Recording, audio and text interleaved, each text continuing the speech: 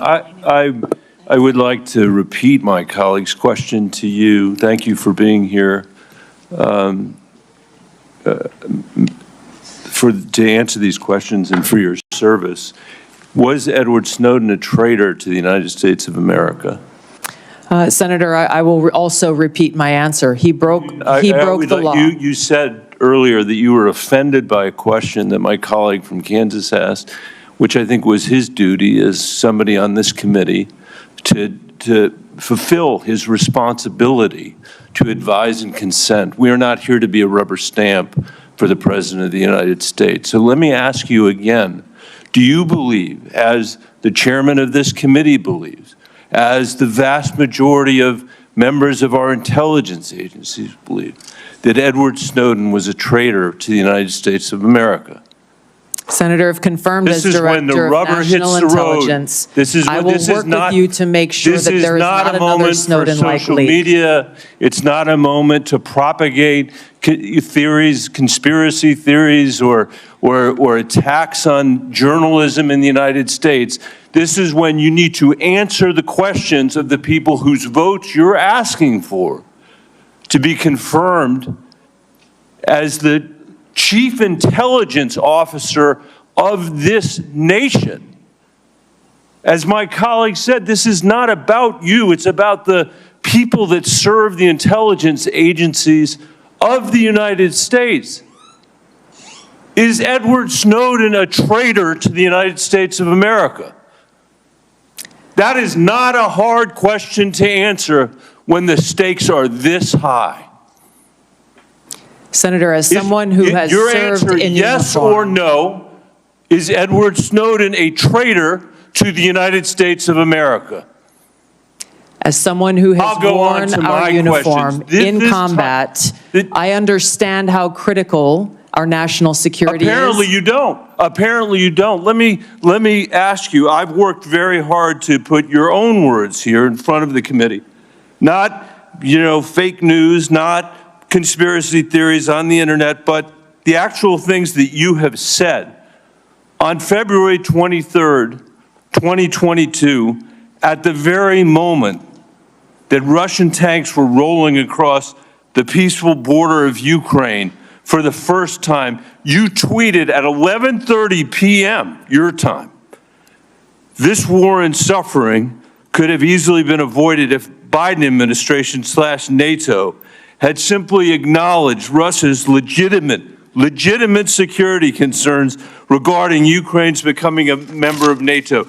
Did you say that, yes or no? I believe you're reading my tweet, Senator. Yes is the answer. A few months later, you said on your podcast, and I quoted it, quote, "But this regime change war against Russia that the U.S. and NATO are waging via their proxy in Ukraine didn't begin when Putin invaded Ukraine. They had their eyes set on this objective long before that." Did you say that, yes or no? I believe you're reading my tweet. Thank There's you. a lot the answer more. Is yes. You're quoting a podcast that provided much more context. I'm happy to have a conversation with the chairman about whether I'm taking anything out of context. I don't think I am. And your answer is yes. Are you aware that your comments about proxy wars and Russia's legitimate security concerns, to quote your own words, are in alignment with what the Russians have said to justify their invasion of Ukraine? Yes or no? Senator, I don't pay attention to Russian propaganda. So my goal is to speak the truth, the answer is regardless of whether you like it or not. I'll take it. That's fine. You said you are used to speaking truth to power. Yes. I'm shocked to hear you now say that you are agreeing. I'm not shocked because I know you said it. You are agreeing that you basically said that Putin was justified in rolling over the peaceful border of Ukraine, the first time since World War II that a free nation had been invaded by a totalitarian state. And you were there at 11:30 p.m. that night to say that you were with them, not us. And let me tell you something. You say you don't know because you don't read Russian propaganda. Russian state TV then aired your comments. Did you know that? Senator, I think you should also quote the statement that I made criticizing Putin for his invasion of Ukraine. What I would say, Mr. Chairman, with the last, it's up to all of us. We're the Senate. We get to decide whether we're going to confirm this nominee. Obviously, we didn't select this nominee.